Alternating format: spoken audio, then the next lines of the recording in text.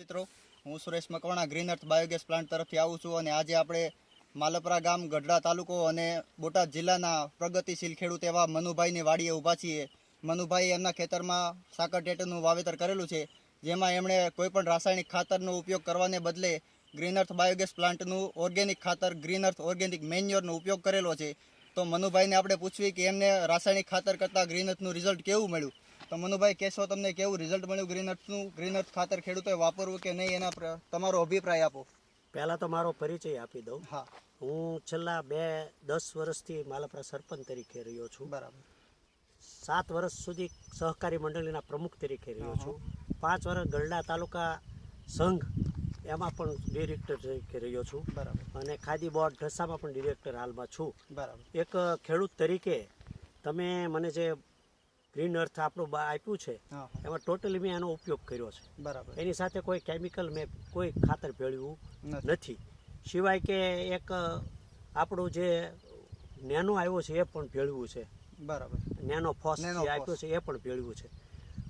હવે આ જે આગલો આડિયો છે એ આ અગાઉનો છે, એટલે આ દરેક આ આડિયાને પણ આપણે અઠવાડિયા 10 દિવસનો ગેપ રાખ્યો છે. બરાબર. એટલે એ કાર્ય ટેટી બધી માર્કેટમાં ન જાય, માર્કેટમાં મળી રહે.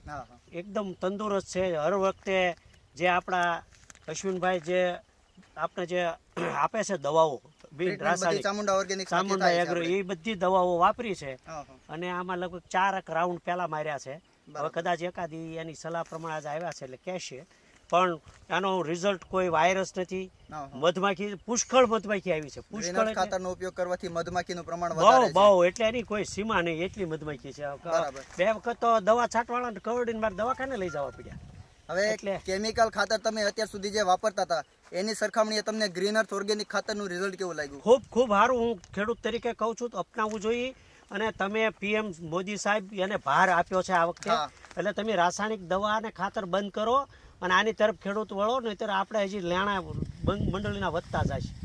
અને બીજું મનુભાઈ, કે રાસાયણિક ખેડૂતો જે રાસાયણિક ખેતી કરતા હોય, રાસાયણિક ખાતરોનો ઉપયોગ કરતા હોય, એ લોકોને ખર્ચો દર વર્ષે વધતો જાય છે. તો એની સરખામણી આપણે ગ્રીન અર્થમાં તમને ખર્ચો કેવો વધ્યો કે ઘટ્યો કે શું થયું? ના, ખર્ચ તો ઓછો થયો છે, પણ 50-50 ભલે ખેડૂતો આપણે તો અપનાવ્યું પહેલે જ વખતે, પણ કોઈને બીક લાગતી 50% શરૂઆતથી રાખો, પણ જરૂર નથી પડતી. ટૂંકમાં કેમિકલ ખાતરની સરખામણીએ ગ્રીન અર્થમાં તમારે ખર્ચો ઓછો થાય છે અને એની સામે રિઝલ્ટ તમને સારું મળે છે. પ્રકૃતિને જે હવામાન બદલ્યું આ વર્ષે, હવામાન સામે પણ ટક્કર ઝીલ્યું છે, જોવાનું એ છે. બરાબર. છોડ એકદમ તંદુરસ્ત અને નિરોગી છે.